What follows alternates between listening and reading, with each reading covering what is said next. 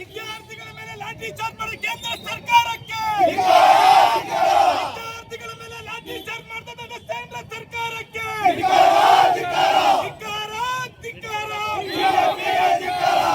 ದೆಹಲಿಯ ಜಂತರ್ ಮಂತರ್ನಲ್ಲಿ ಪ್ರತಿಭಟನಾ ನಿರತ ವಿದ್ಯಾರ್ಥಿಗಳ ಮೇಲೆ ನಡೆದ ದೌರ್ಜನ್ಯವನ್ನ ಖಂಡಿಸಿ ಆನೇಕಲ್ ಪಟ್ಟಣದಲ್ಲಿ ಯುವ ಕಾಂಗ್ರೆಸ್ ಕಾರ್ಯಕರ್ತರು ಬುಧವಾರ ಬೃಹತ್ ಪಂಜಿನ ಮೆರವಣಿಗೆ ನಡೆಸಿ ಕೇಂದ್ರ ಸರ್ಕಾರದ ವಿರುದ್ಧ ತೀವ್ರ ಆಕ್ರೋಶ ವ್ಯಕ್ತಪಡಿಸಿದರು. ಕಾಂಗ್ರೆಸ್ ಕಾರ್ಯಕರ್ತರು ಜ್ವಲಂತ ಪಂಚುಗಳನ್ನ ಹಿಡಿದು ಪಟ್ಟಣದ ಪ್ರಮುಖ ಬೀದಿಗಳಲ್ಲಿ ಸಂಚರಿಸಿ ಕೇಂದ್ರ ಸರ್ಕಾರದ ವಿರುದ್ಧ ಧಿಕ್ಕಾರ ಕೂಗಿದರು. ನಮ್ಮ ಹೋರಾಟ ನ್ಯಾಯಕ್ಕಾಗಿ, ಭವಿಷ್ಯಕ್ಕಾಗಿ ಹಾಗೂ ಕೇಂದ್ರ ಸರ್ಕಾರವು ಪ್ರಜಾಪ್ರಭುತ್ವ ವಿರೋಧಿ ಸರ್ಕಾರ ಎಂದು ಘೋಷಣೆಗಳನ್ನು ಕೂಗುವ ಮೂಲಕ ಆಕ್ರೋಶ ಹೊರಹಾಕಿದರು. ಪ್ರತಿಭಟನಾ ಮೆರವಣಿಗೆಯಲ್ಲಿ ಕೃಷಿ ವಿಶ್ವವಿದ್ಯಾಲಯದ ಆಡಳಿತ ಮಂಡಳಿ ನಿರ್ದೇಶಕ ಬಿಎಸ್ ಉಲ್ಲಾಸ್ ಮಾತನಾಡಿ, ನೀಟ್ ಪರೀಕ್ಷೆಯ ಅಕ್ರಮವನ್ನ ಖಂಡಿಸಿ ದೆಹಲಿಯಲ್ಲಿ ಶಾಂತಿಯುತವಾಗಿ ಪ್ರತಿಭಟನೆ ನಡೆಸುತ್ತಿದ್ದ ವಿದ್ಯಾರ್ಥಿಗಳ ಮೇಲೆ ಪೊಲೀಸರು ಏಕಾಏಕಿ ದಾಳಿ ನಡೆಸಿ ಲಾಠಿ ಚಾರ್ಜ್ ಮಾಡಿರುವುದು ಅತ್ಯಂತ ಖಂಡನೀಯ ಎಂದರು. ಈ ಪ್ರತಿಭಟನಾ ಮೆರವಣಿಗೆಯಲ್ಲಿ ಮುಖಂಡ ಹರಿಹಳ್ಳಿ ಮಧು, ಬಿಡಿಸಿಸಿ ಬ್ಯಾಂಕ್ ನಿರ್ದೇಶಕ ಭಾರ್ಗವ್ ರೆಡ್ಡಿ, ಯುವ ಕಾಂಗ್ರೆಸ್ ಜಿಲ್ಲಾಧ್ಯಕ್ಷ ಮೋನೀಶ್ ರೆಡ್ಡಿ, ಚಂದಾಪುರ ಪುರಸಭಾ ಸದಸ್ಯ ರಾಕೇಶ್ ರೆಡ್ಡಿ ಹಾಗೂ ಪ್ರಮುಖ ಮುಖಂಡರಾದ ಮುನಾವರ್, ಗಣೇಶ್, ಮಲ್ಲಿಕಾರ್ಜುನ್, ಪುರುಷೋತ್ತಮ್, ನವೀನ್ ಗೌಡ, ಯುವ ಕಾಂಗ್ರೆಸ್ ತಾಲೂಕು ಅಧ್ಯಕ್ಷ ಪ್ರವೀಣ್ ಪಾಪು, ಪದಾಧಿಕಾರಿಗಳಾದ ಪ್ರವೀಣ್, ಗೌತಮ್, ಸಂದೀಪ್ ಸೇರಿದಂತೆ ಹಲವರು ಉಪಸ್ಥಿತರಿದ್ದರು.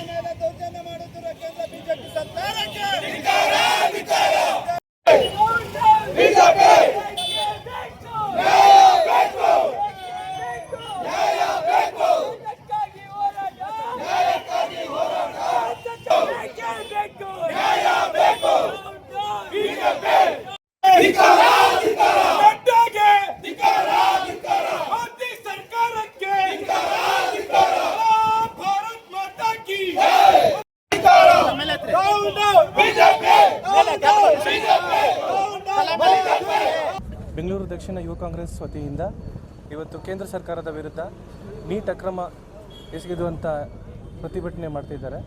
ಹಾಗಾಗಿ ಈ ಮುಖಾಂತರ ದೇಶದೆಲ್ಲೆಡೆ ಎಲ್ಲ ವಿದ್ಯಾರ್ಥಿಗಳಿಗೆ ಅನ್ಯಾಯ ಆಗಿರೋದ್ರಿಂದ ಯಾರ್ಯಾರು ಈ ಒಂದು ಎಕ್ಸಾಮನ್ನು ಬರೆದು ಅವರು ಸಂಕಷ್ಟಕ್ಕೊಳಗಾಗಿದ್ದಾರೆ ಅವರೆಲ್ಲರಿಗೂ ಈ ಮುಖಾಂತರ ಒಂದು ಸಪೋರ್ಟ್ ಕೊಡ್ತಾ ಇದ್ದೀವಿ.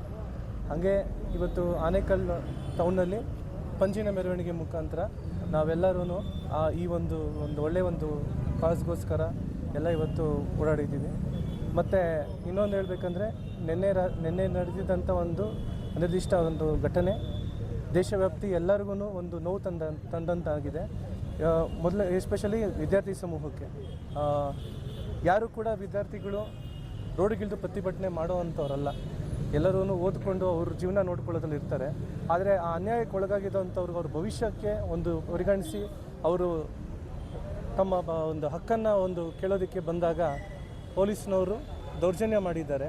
ಆ ದೌರ್ಜನ್ಯದ ವಿರುದ್ಧ ಎಲ್ಲರೂ ಸಾಮೂಹಿಕವಾಗಿ ನಮ್ಮ ಕಾಂಗ್ರೆಸ್ ಪಾರ್ಟಿಯಿಂದ ನಮ್ಮ ನಾಯಕರಾದಂಥ ರಾಹುಲ್ ಗಾಂಧಿಯವರು ಕೂಡ ನಿನ್ನೆ ಜಂತರ್ ಮಂತರಲ್ಲಿ ಅವರು ಕೂಡ ಸಪೋರ್ಟ್ನ ಕೊಟ್ಟಿದ್ದಾರೆ.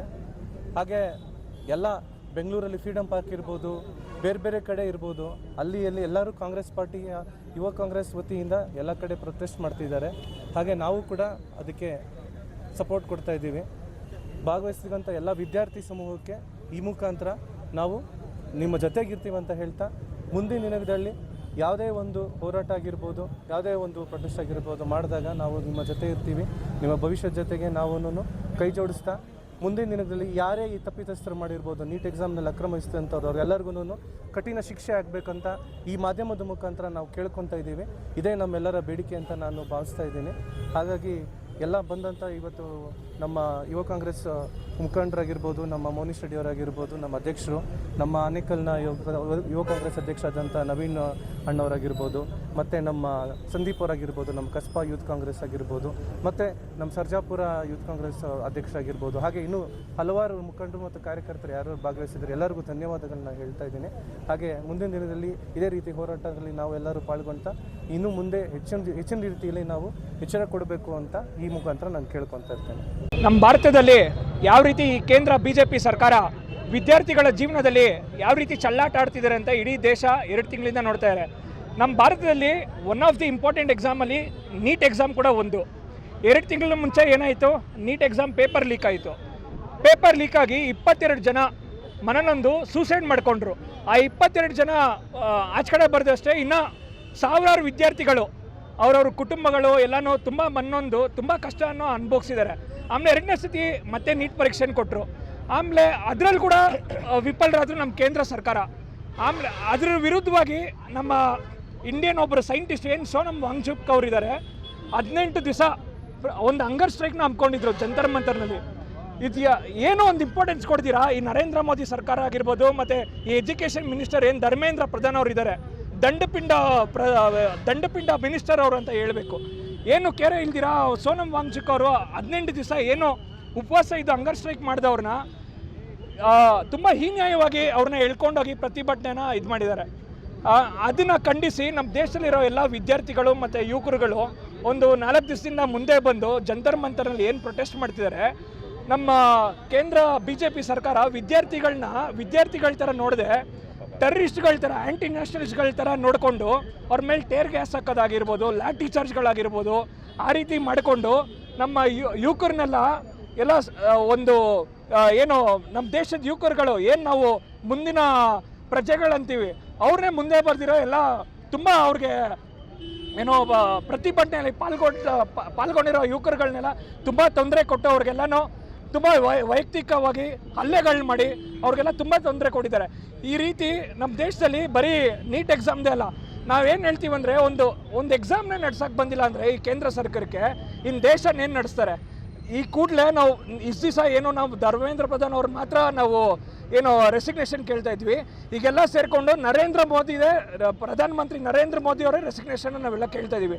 ಇವತ್ತು ನಾವೆಲ್ಲನೂ ಯುವ ಕಾಂಗ್ರೆಸ್ ಅವರು ಆನೇಕಲ್ ಸರ್ಕಲ್ನಲ್ಲಿ ಸೇರಿದ್ದೀವಿ.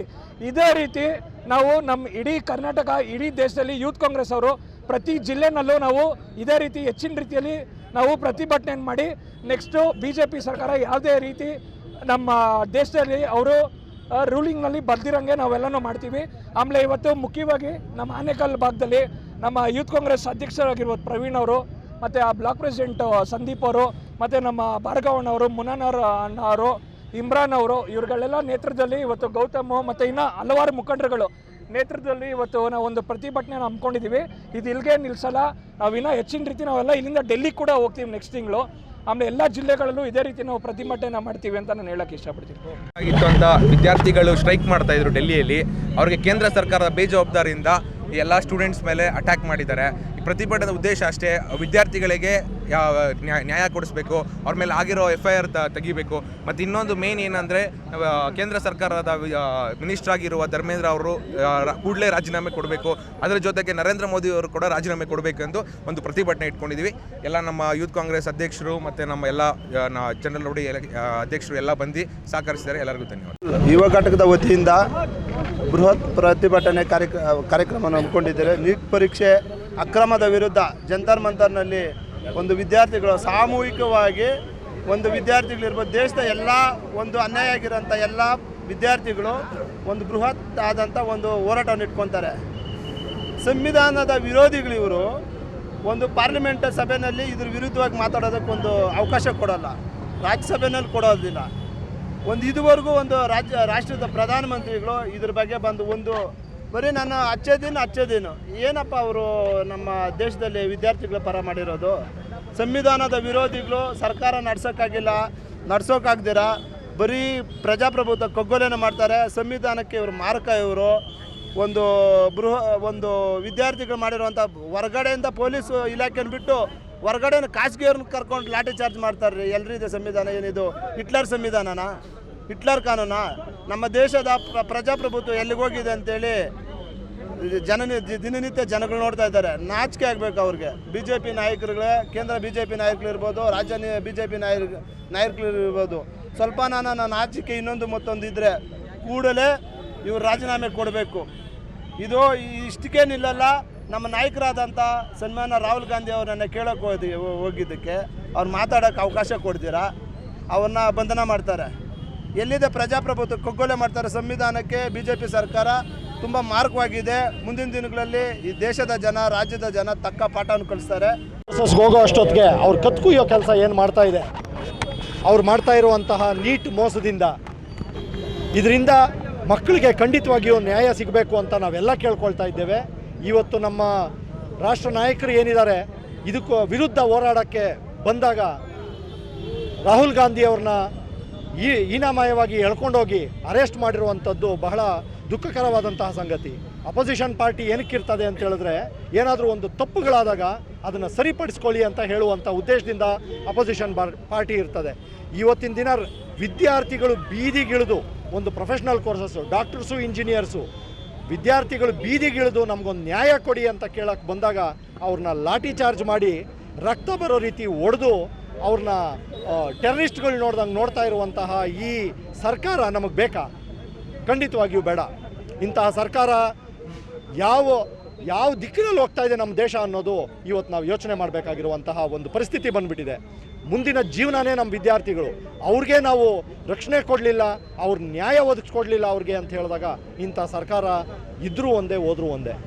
ಯುವ ಕಾಂಗ್ರೆಸ್ ವತಿಯಿಂದ ಇದೊಂದು ರಾಜಕೀಯ ಲಾಭಕ್ಕಾಗಲ್ಲ, ವಿದ್ಯಾರ್ಥಿಯ ಭವಿಷ್ಯಕ್ಕಾಗಿ ಈ ವಿದ್ಯಾರ್ಥಿಗಳ ಒಂದು ಕಗ್ಗೊಲೆ ಅನ್ಬೋದು, ಒಂದು ಸಂವಿಧಾನ ಕಗ್ಗೊಲೆ ಅನ್ಬೋದು. ಏನು ಆರ್ಟಿಕಲ್ 19(1)(b), ಹೌದು ಆರ್ಟಿಕಲ್ 19(1)(b) ಒಂದು ಸ್ಪೋಕನ್ ಏನೋ ವಾಕ್ ಸ್ವಾತಂತ್ರ್ಯ ಹಾಗೂ ಶಾಂತಿಯುತವಾದ ಒಂದು ಹೋರಾಟಕ್ಕೆ ಮಾಡಿದ ವಿದ್ಯಾರ್ಥಿಗಳಿಗೆ ಒಂದು ಸಂವಿಧಾನ ಅಡಿಯಲ್ಲೇ ಮಾಡಿದ್ದಾರೆ. ಆದರೆ ಬಿ ಜೆ ಪಿ ಸರ್ಕಾರ ಸದಾಕಾಲ ಒಂದು ಸಂವಿಧಾನದ ವಿರೋಧಿಯಾಗಿದ್ದರು. ಆ ವಿರುದ್ಧ ಇವತ್ತು ಪ್ರೂವ್ ಆಯಿತು. ಏನು ಈ ದಿನ ವಿದ್ಯಾರ್ಥಿಗಳ ಮೇಲೆ ಒಂದು ಕಗ್ಗೊಲೆ ಲಾಠಿ ಚಾರ್ಜ್ ಮಾಡಿದ್ದಾರೆ. ಇದೊಂದು ಲಾಠಿ ಚಾರ್ಜ್ ಅಲ್ಲ ಸಮಯ. ನಾವು ದಯವಿಟ್ಟು ಹೇಳ್ತಾ ಇದ್ದೀನಿ, ಲಾಠಿ ಚಾರ್ಜ್ ವಿದ್ಯಾರ್ಥಿಗಳು ಮಾಡೋ ಬದಲು ನ್ಯಾಯ ಕೊಡಬೇಕು. ಏನಿದು ಧರ್ಮೇಂದ್ರ ಪ್ರಧಾನ್ ನಮ್ಮ ಶಿಕ್ಷಣ ಸಚಿವರು ಅವರು ಒಂದು ಉತ್ತರ ಕೊಡಬೇಕು. ಒಬ್ಬ ಮಂತ್ರಿಯಾಗಿ, ಒಂದು ಸೆಂಟ್ರಲ್ ಮಿನಿಸ್ಟರ್ ಆಗಿ ಒಬ್ಬ ವಿದ್ಯಾರ್ಥಿಗಳಿಗೆ ಒಂದು ಆನ್ಸರ್ ಕೊಡೋಕ್ಕಾಗಲ್ಲ ಅಂದರೆ ಏನಕ್ಕಿರ್ಬೇಕು ಈ ಪೊಸಿಷನ್ ರೀ? ದಯವಿಟ್ಟು ರಾಜೀನಾಮೆ ಕೊಡಬೇಕು. ಅಟ್ಲೀಸ್ಟು ಇವ್ರು ಕೊಡೋಕ್ಕಾಗಿಲ್ಲ ಅಂದರೆ ನಮ್ಮ ಪ್ರಧಾನಮಂತ್ರಿ ಏನು ಮಾಡ್ತಾಯಿದ್ದಾರೆ? ಮನೇಲಿ ಏನು ಮಾಡ್ತಾಯಿದ್ದೀರಾ ಪ್ರಧಾನಮಂತ್ರಿ ಅವರು? ಅದೇ ರೀತಿಯಾಗಿ ಹೋಮ್ ಮಿನಿಸ್ಟ್ರಿ ಏನು ಒಂದು ಕಾನೂನನ್ನ ಒಂದು ಪರ್ಸ್ನಲ್ ಇಶ್ಯೂ ಆಗಿ ವಿದ್ಯಾರ್ಥಿಗಳ ಮೇಲೆ ದೌರ್ಜನ್ಯ ಮಾಡ್ತಾಯಿದ್ದಾರೆ. ದಯವಿಟ್ಟು ಇದನ್ನೆಲ್ಲ ತಿಳ್ಕೊಬೇಕು. ಒಂದು ಎಜುಕೇಟೆಡ್ ಸರ್ಕಾರಕ್ಕೆ ಓಟ್ ಹಾಕಬೇಕು ಹೊರತು ಅನ್ಎಜುಕೇಟೆಡ್ ಸರ್ಕಾರಕ್ಕೆ ಓಟ್ ಹಾಕಬಾರ್ದು.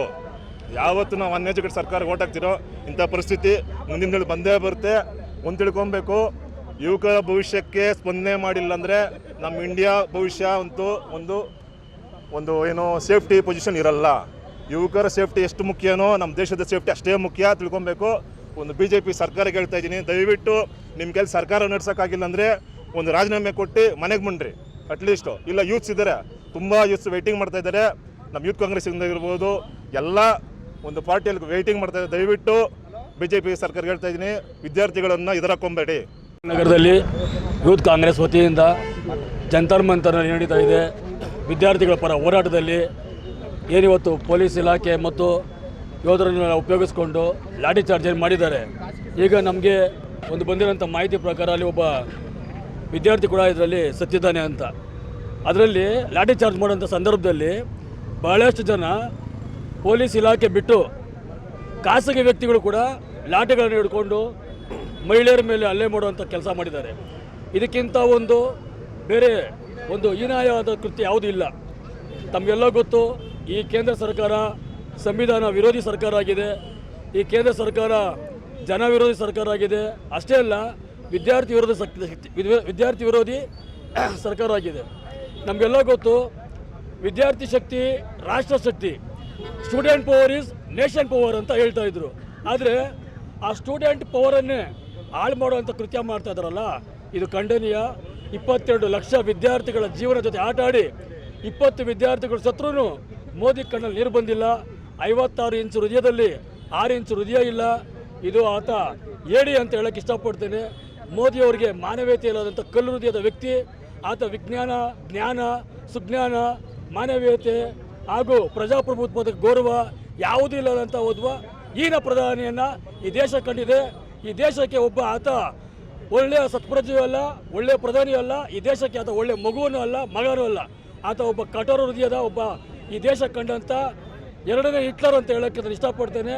ಮೋದಿ ತೊಲಗದೆ ಈ ದೇಶ ಉದ್ಧಾರ ಆಗುತ್ತೆ, ಇಲ್ಲ ಅಂದರೆ ಅಂಬಾನಿ ಅದಾನಿ ಪಾಲೆ ಆಗುತ್ತೆ, ಈ ದೇಶ ಸಂಪೂರ್ಣ ನಾಶ ಆಗುತ್ತೆ. ಎಲ್ಲ ಈ ದೇಶ ಪರಿಪೂರ್ಣವಾಗಿ ಭಾರತೀಯ ಸಂಸ್ಕೃತಿಯ ನಾಶ ಮಾಡುವಂಥ ಏಕೈಕ ಪ್ರಧಾನಿ ಯಾರನ್ನ ಇದ್ದರೆ ಅದು ಮೋದಿ ಅಂತೇಳಿ ನಾನು ನೇರವಾಗಿ ಪ್ರಧಾನನ ಖಂಡನೆ ಮಾಡಲ್ಲ, ಪ್ರಧಾನಿಯನ್ನೇ ಖಂಡನೆ ಮಾಡ್ತಾ ಈ ಸಂದರ್ಭದಲ್ಲಿ ಕಠೋರ ಶಬ್ದಗಳಿಂದ ಆತನ ವಿರೋಧ ಮಾಡ್ತೇನೆ.